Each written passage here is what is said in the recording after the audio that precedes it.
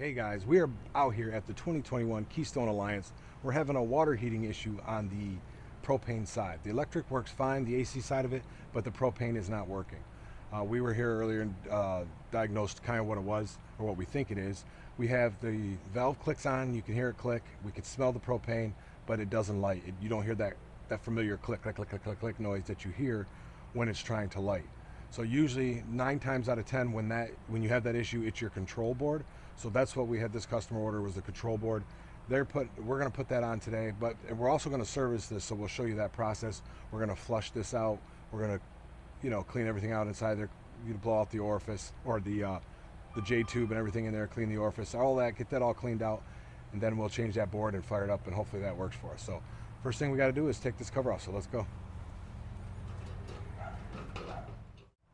Alright guys, first thing you're going to do after you take your cover off is this particular one is a 12-gallon Suburban water heater. You're going to want to you got the switch inside here, you're going to want to flip it to off. And this rig also inside had a switch also for electric that we had to click off. So we clicked that one off also. So now that we have this off, that means our element is not heating anymore. So when we drain this and flush it out, our element's not running and it's not going to hurt the element. So we got that done. Next thing we got to do is get our socket for here. We're going to be pulling this out. This is the anode, but it's also the drain port for this water heater. So we're going to pull that, flush everything out, get that all cleaned out, then we'll go on to the other stuff and get that cleaned. So let me go get the socket. All right, before you pull this out, this tank is under pressure, so you want to shut off your water at the source. So that's what we're going to do here. Shut the main water off. Or if you have on yours, you could also do the bypass for your, in your water center here, or your, if you have the Nautilus system or anything like that, you just can go in here and shut off one of the valves that go to the water heater. That way you can still leave water going to your rig and bypass it. I'm just shutting that off just for the ease of it, but you could just, click your bypass off so you can avoid your water heater. And then what you want to do is you want to take this, open that slowly. You can see the dirty water, that rusty water that came out. That releases the pressure in the tank. And then after I release the pressure, I close it, so when I pull this, the water doesn't just gush out, because if you just shut it off, it's going to be hot. So we're going to get this going. The socket we're using is an 1/16" socket.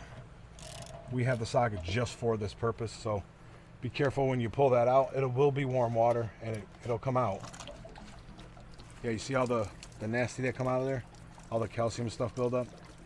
The anode is eating up a little bit, but there's still a lot of anode left. I mean, it is eating pretty good, but still a lot of left on this. We'll do that. Now we're going to pop this valve, and you'll see it shoot out of there.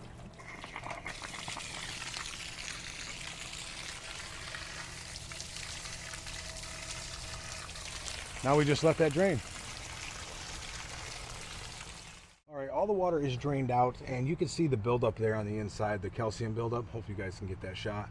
We're going to be cleaning all that up. See, I can use my nail and move some of it. You can see it comes out. We're going to try to loosen all that up inside the tank. But first, before we go flushing it out, we're going to take our inspection camera and we're going to put that inside just to take a look, see how everything's looking. Let's see if we can get you guys a view here on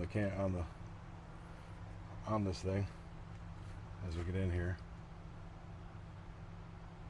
We're still in some water in there. We're out of the water. The tank looks all right back there. You can see the tank. You guys see that? You can see back there in the corner of the tank. The tank looks all right. I mean, you got some small spots back there, but nothing major. That's kind of the stuff you're looking for. You can look at, once you find your element, you can look at that. Everything in here looks good, so this looks pretty good. We're just going to get our wand out and flush this out. Then we'll put the anode back in. So here we go. All right guys, now after we inspected with our camera, now we got the wand out. We're going to go in here and we're going to rinse out this tank like this with the water on, pull it out, let it drain out what you put in, and do that a couple times till it comes out pretty clear. That way you're rinsing the inside of the tank off and getting all that gook out of there, all that buildup, that calcium buildup and everything. We're going to try to get that. I mean, you can hear it, it's all crusty in there. So once we're doing it, it'll get all that stuff out. So that's what we're going to do. Oh man, you can see all the gook come out of there, that nasty colored water. Like I said, we're just spraying all up in there, trying to get all that calcium out. get it all agitated, it'll come out, and then we'll shut it off and let it do it again. We'll let that drain, and we'll do that a couple more times until it all comes out.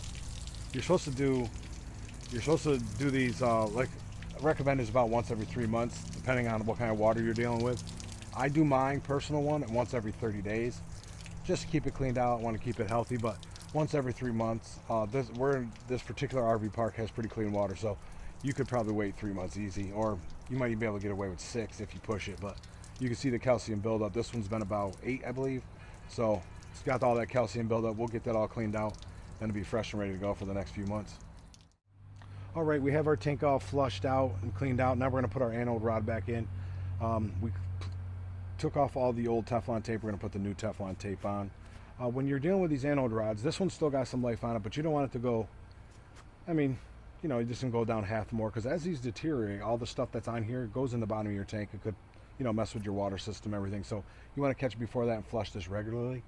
We're going to put this on here. There's a few different types of anode rods. You got the aluminum, you got a magnesium, and you got like zinc. So depending on your water conditions, it's going to dictate what anode rod you want to use. Like if you got hard water, you're probably going to want to go with the aluminum, because it helps take some of the smell out of the water and stuff like that. If you're on like nice city water, or you got nice treated water here like at this resort, you can go with a magnesium. And in some conditions you might want zinc, but most of the time you're going to want aluminum or magnesium. So we're going to get this Teflon on here. We're just putting a couple layers. We have the industrial one, so it is a thicker Teflon, but you guys, the ones you guys can get, you just wrap it around there a few times. That's what's sealing it in. Now we got that done, we're going to put that back in. Once we get that back in, we'll go and try to blow out our chamber and everything.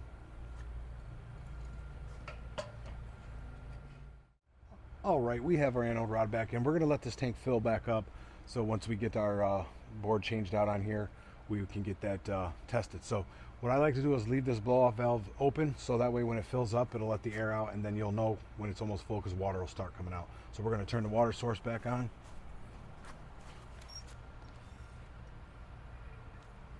You probably can hear that filling.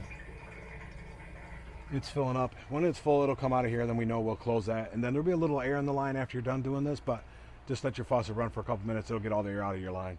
All right, that's where the water's coming out, so you're pretty much full at that point, so we can close that off. She's pretty much full. Like I said, you will have some air in the lines. Remember that when you turn on your faucet, if it spits, it's going to scare you. But that part's done. Our anode is still good, so we put that back in. Our tank is flushed, and we're filled back up. Now we're going to go on. We're going to clean out this burn chamber, because it hasn't been used in a while, before we go in and change that board. So let me get this taken off. You're just going to take the cover off of your burn chamber. It's just 2 Phillips screws like that, and you can see in there it gets a little buildup in there, and a lot of that is from paint and stuff like that, but you also want to make sure nothing made a nest in there or anything like that. Just try to get you guys a better light in there. You guys can see in there all that stuff. We're just going to try to blow that out lightly. We're not going to blow too hard, but we're going to get most of that out of there. So let's get our little DeWalt vacuum blower hooked up.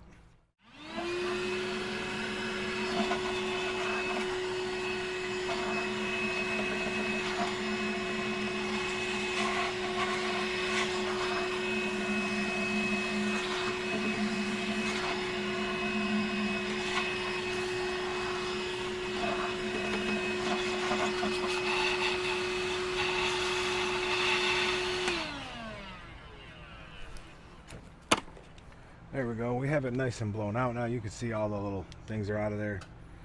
Released what we can, so we got most of that out of there. Now we're going to put our cover back on, and then we're going to go in behind this thing and change the control board so we get the spark. That's what we don't have on this, is the spark when we go to propane.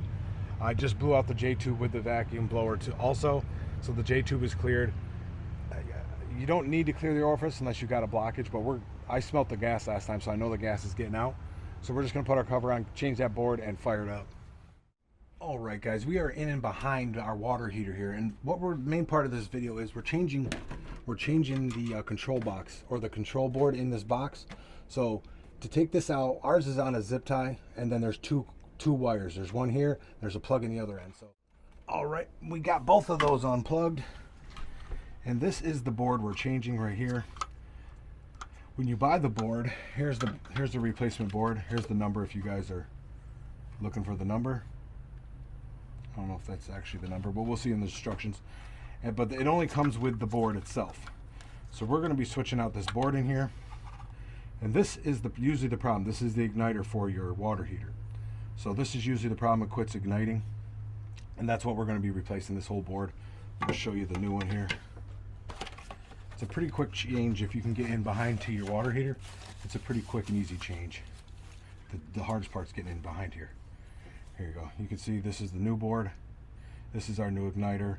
Everything should be on there. It should be the same. It looks slightly different than this board, but this is the replacement number for this board. So we're going to get that installed, plug it all back in. Hopefully this thing fires up. Action. All right, we have it plugged back in and put back up there, just reverse of what you did to take it out. That's all we need to do back here. Now we're going to go outside. We're going to try to fire this thing up on propane, and fingers crossed that it's the board. Yes. Thank you. There we go, guys. That was pretty successful. The board is igniting. It is now on propane. Job accomplished. Usually it's a pretty easy fix when it doesn't zap, or when you don't hear the zap that you normally hear. It's going to be that control board 9 times out of 10. Plus we cleaned everything out. It is set and ready to go. All right, we're just buttoning everything up. After everything got done, we closed the wall up inside in the underbelly, and we got this cover on here. So everything's done. Just remember, you will have some air in the line when you go inside. To turn it on, it might freak you out a little bit. But that's all it is to when you have the problem with your thing not lighting on propane, and you checked out the other stuff, you don't hear that click. It's going to be probably your control board. This one, luckily enough, was pretty easy to get to after we moved the stuff. We got all that stuff set up, all done. So hope you guys found this video helpful and informative.